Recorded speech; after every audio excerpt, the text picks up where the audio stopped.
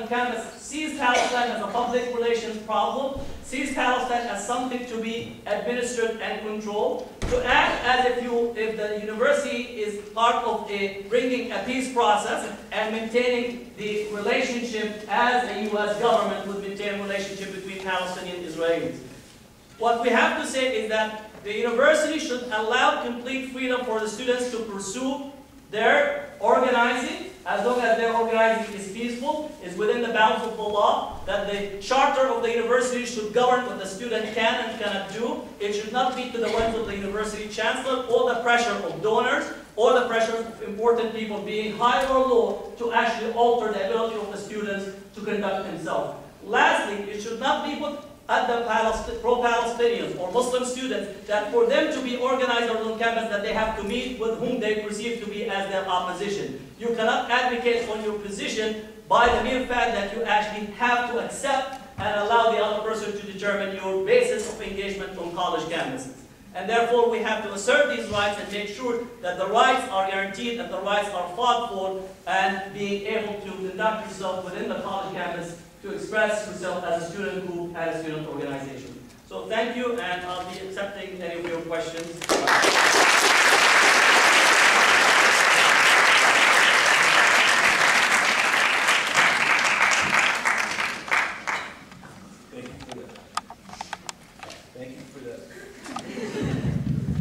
Thank you for that enlightening talk, Doctor. We will now be accepting questions. Please make sure your question is concise and relevant to the topic. So, anyone, please feel free to approach the mic. Or you could take the mic if you want, as long as they don't take it home. Go ahead and hold it. I go there? Yes. Yes, please.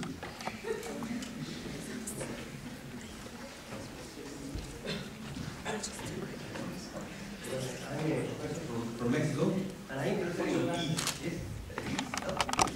And I think the US has given a lot of money to Israel, okay? And there are some parts of Israel, some people in Israel, who want peace, okay? And they realize that the situation cannot last forever. The US is in power all over the world, okay? So Israel is going to be in trouble if they continue with the same policies. So what would you recommend to people all over the world to improve the situation of Palestinians and in the Middle East? Well, that's a very important question about what I recommend.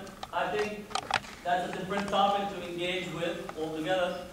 But I think part of my talk is for us to allow organizing and the different perspective on Palestine to be entered, and that possibly would be part of addressing the broader issue, because Palestinian narrative and history is not presented. So you have a one issue, one dominant opinion that is maintaining this current support in the US with the continued financial backing that Israel gets from the United States. As what our contribution in general to the Arab and Muslim world, there are many things that we could take. One is for us to demilitarize. We are spending about $1 trillion a year on military expenditure.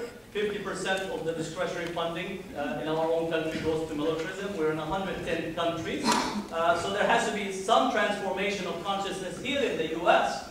And I think increasingly part of our debates, if we could call them in Washington, are debates that are not really addressing the big piece. They're talking on the marginal issues of $2 billion and $2 billion here and there, while you have the big elephant that's sitting in the room that's taking $1 trillion here and nobody is addressing it. So Israel changing the perspective of Israel is part and parcel of also changing this, global dynamics and perspectives that we have vis-a-vis the Middle East and the Arab world.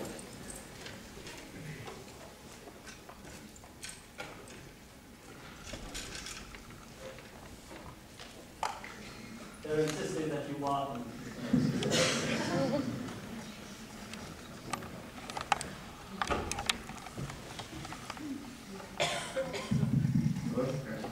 So thanks for coming, and as I'm sure you know, last year about the whole Urban 11 controversy and whatnot, like for the first like few, like probably the first month or so, like the whole campus was very into it and like really motivated to actually do something about it.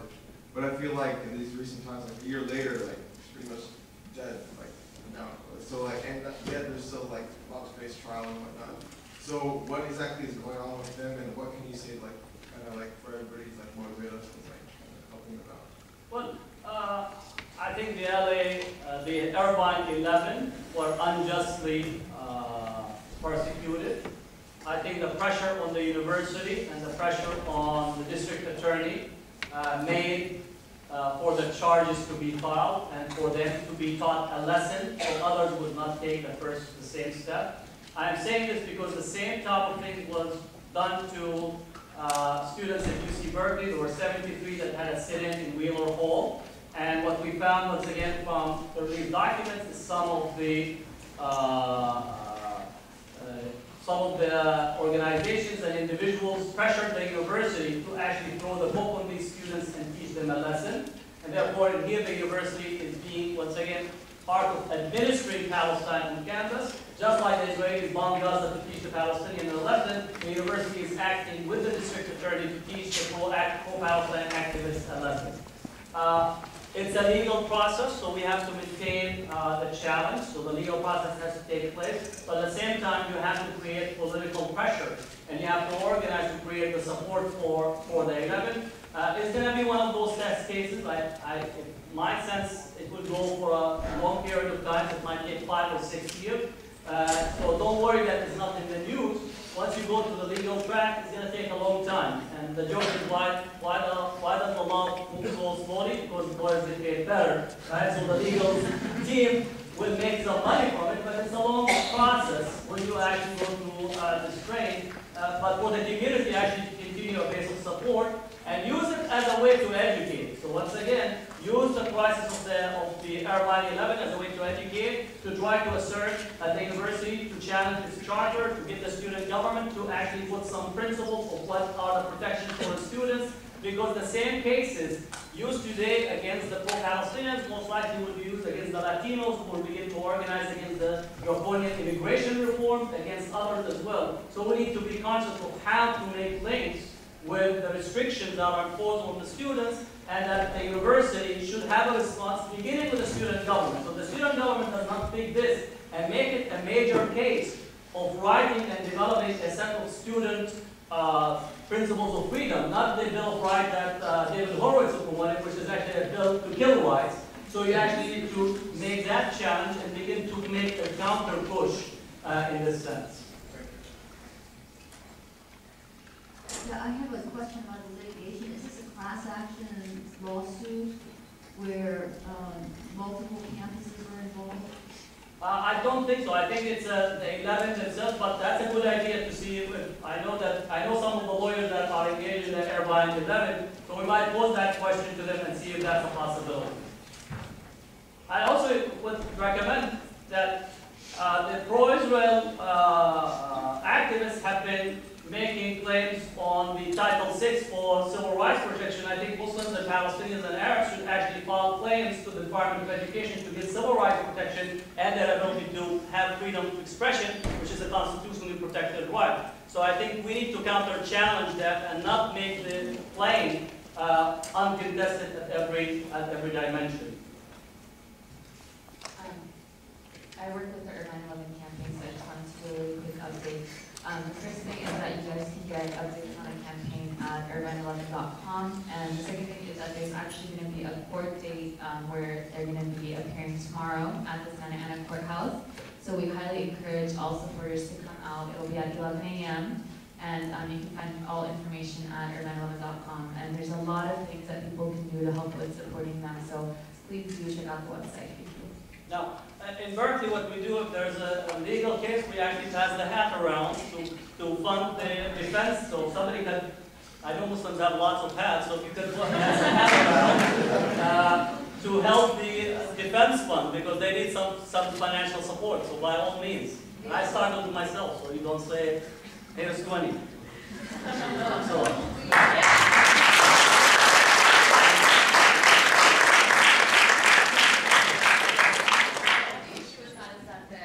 Administration in the past, we've got Well, I'm raising funds. There you go.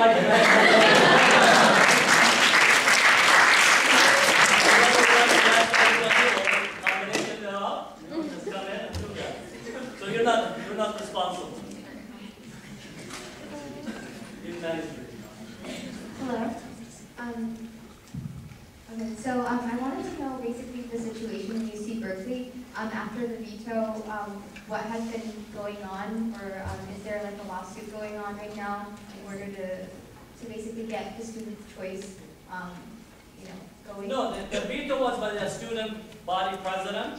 So there is still organizing taking place for the investment sanction. Now the students are rethinking what strategy to pursue, and they have a number of options.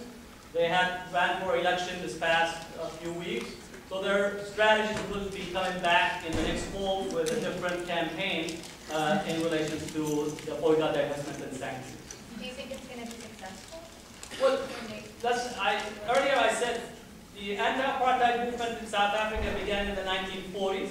Nelson Mandela went to jail in 1964, right? And they still did not register a victory, and most of their leadership was exiled. 1973, 74, 75, you have the consciousness movement of Stephen Biko. He was assassinated and killed in 1975. Right? The first registered victory for the anti-apartheid movement was not until 1985-86. So, in dealing with disparity of power, disparity of resources, you have to think of a long term, and you have to be just consistent. You have to create the consciousness, and then at a certain point you are able to reap some of the possible victories that you might register. But so far, even in the U.S., there are 2 victories that have been registered, one in New Hampshire College, and the other one was in Oregon, even in a short 3-year period. So I'm very confident that at the end of the day, Israel has a product that is unsellable. You cannot sell oppression, you can't sell occupation, you can't sell destruction, you can't sell bombing, you can't sell this as saying that this is good for America and this is good for us to support. Therefore, it's our responsibility to convey and alter the discourse, and I think I'm confident that this will take place.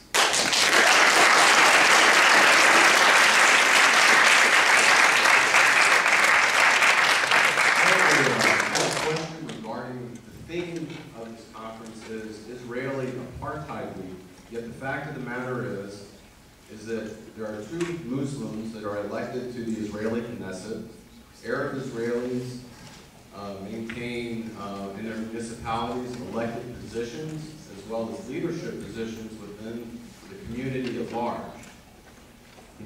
That to me is not apartheid. Can you tell me the number of Jews who maintain similar positions in either the West Bank or Gaza?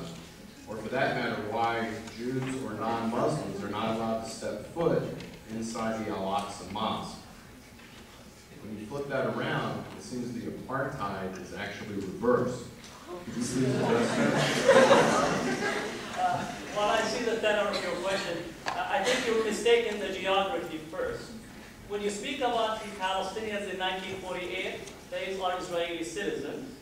And Israel distinguishes between citizenship and nationality. Jews are nationals, Palestinians are only citizens. There's a disparity in resource distribution between Palestinians and Jewish citizens. But when we speak about apartheid, just for you to understand, Jimmy Carter had it right in his book about apartheid. Apartheid is spoken about in relation to the West Bank. Apartheid means having 2 people living in the same area but governed by 2 sets of different laws. In the West Bank, this is territory, if you don't know a map, it's right in the middle. In the West Bank, there's 450,000 Israeli settlers that are subject to Israeli law, and there's about 1.2 million Palestinians that are subject to military law in Area C and in Area B and C, while they're subject to Palestinian law in Area A. However, Israel has complete freedom of operation in those areas.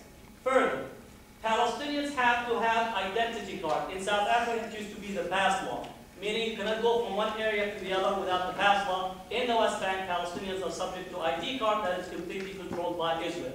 Palestinian cars in the West Bank are subject to different license plates, that they have license plates that are different than Israeli settlers. I'm not talking about 48, I'm talking about the West Bank, different settlers. In the West Bank, an Israeli settler has the right to dig water anywhere they want. Palestinians cannot dig water in their own land in the West Bank. That's an apartheid. A Palestinian in the West Bank can't build or expand on his property without prior permission by the Israelis, who rarely give that permission, while settlers can actually expand unabated and take any part.